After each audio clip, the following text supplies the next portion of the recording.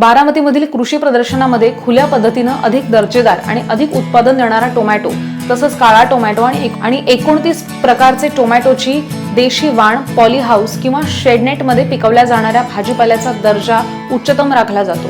पण उत्पादन खर्चामध्ये बचत करून स्टेजिंगच्या सहाय्यानं टोमॅटोचं पीक खुल्या जागेतनं सुद्धा अगदी 40 फुटांपर्यंत घेऊन ते अधिक काळासाठी उत्पादन देणारं आणि अधिक उत्पादन देणारं ठरू शकतं।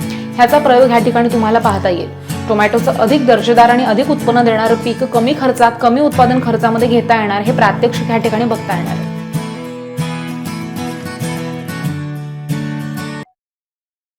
नमस्कार, माझे नाव संतोष करंजे, कृषी विज्ञान केंद्र बारामतीमध्ये विषय विशेषज्ञ कृषी विद्या म्हणून कार्यरत आहे। येत्या 16 ते 20 जानेवारीला कृषी विज्ञान केंद्र बारामतीमध्ये प्रात्यक्षिक आधारित कृषी प्रदर्शन आयोजित केलेलं आहे आणि त्याच्यामध्ये देशी बियाण्यांच्या प्रात्यक्षिका आपण केलेली आहेत। तर त्याच्यामध्ये माझ्या पाठीमागे आपण पाहतो की विविध टोमॅटोचे 30 व्हरायटी लावलेल्या आहेत आणि या सर्व 30 व्हरायटी ह्या देशी आहेत आणि त्याच्यामध्ये विशेष सांगायचं झालं तर गोल काळा आणि लंब गोलाकार काळ्या वाणाचं टोमॅटो लावलेलं आहे। हे आयुर्वेदिक आणि आपल्याला पौष्टिक असं टोमॅटो आहे। आपण जे हायब्रिड टोमॅटो खातो त्याला सुवास राहिलेला नाही। आज माझ्या पाठीमागचे जेवढे टोमॅटो आहेत ते सर्व देशी आहेत।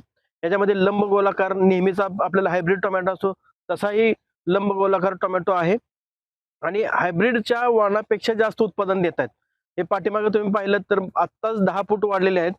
हे जर आपण आधार देत गेलो किंवा त्याला खाली लोअरिंग करत गेलो म्हणजे त्याला खाली ओढून आपण बांधत गेलो तर हा सलग 40 फुटापर्यंत हायब्रिड टोमॅटो सारखा वाढू शकतो। याच्यामध्ये चेरी टोमॅटो पण आहे आणि आपले नेहमीचे टोमॅटो पण आहे। चेरीमध्ये पण 3 वेगवेगळ्या आकाराचे आहेत। अगदी बोराच्या आकाराचा, छोट्या बोराच्या आकाराचा पण चेरी टोमॅटो आहे आणि हे पण घसानं लागतात। याच्यामध्ये विशेष म्हणजे रोगराई बिलकुल तुम्हाला दिसणार नाही, केमिकलचा वापर करण्याचीच गरज राहणार नाही। आज तुटा रोग आहे किंवा करपा आहे, भुरी रोग आहे, ह्यासारखे रोग या टोमॅटो किंवा मिरची पिकावर येत असतात। त्याच्या जर कंपॅरिझन केलं आपण त्या दोन्हीची तुलना केली तर ह्याच्यामध्ये तुम्हाला रोगराई बिलकुल दिसली नाही आम्हाला। आज शेंड्यापर्यंत वाढ आहे ती सर्व हिरवीगार आहे। खालपासून वरपर्यंत टोमॅटो घसरणे लागले आहेत। तुम्ही त्याच्यामध्ये जर घेतलं फुलं पण वरती आहेत आणि खाली टोमॅटो लागलेले आहेत। तर ही किमया फक्त देशी बियाण्यात आहे आणि हे सर्व देशी बियाणं असल्यामुळं आज आपण हायब्रिडच्या जमान्यात जर असे टोमॅटो लावले आणि कमी औषधामध्ये खतामध्ये जर ही वाढवली तर निश्चित आपल्याला उत्पादन त्याचं जास्त येणार आहे। आज किमान 40 टनापर्यंत तरी हे टोमॅटो उत्पादन येतील आणि खर्चाच्या बाबतीत झालं तर तुमचा खताचा औषधाचा खर्च 50% पेक्षा कमी येईल आणि खतही वापरायचं झालं तर तुम्ही जैविक खतं वापरा ह्याला, म्हणजे निंबोळ्यासारखे किंवा जीवाणू खतं आहेत किंवा जैविक औषधं जी आहेत त्याची जर फवारणी केल्या तरी आपल्याला कुठल्या कीड रोगाचा ह्याच्यामध्ये प्रादुर्भाव बिलकुल होणार नाही। उत्पन्न जेवढे येतंय ते मार्केटमध्ये विकायसाठी पण आपल्याला विशेष कष्ट घ्यावं लागणार नाही, कारण त्याची चव एकदा जर ग्राहकांना समजली तर निश्चित तुम्हाला हे मार्केटमध्ये पण चांगले चालणार आहेत। आज इथं उभं राहिलात तुम्ही आणि पाठीमागे जाऊन पाहिलात त्याचा वास जर घेतला तर आपल्याला नॅचरल जो जुना वास आहे तो आता अजून पण येतो।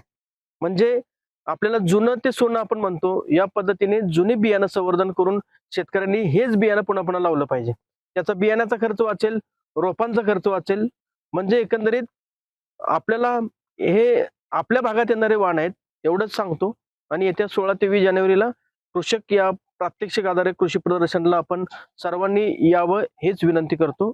धन्यवाद।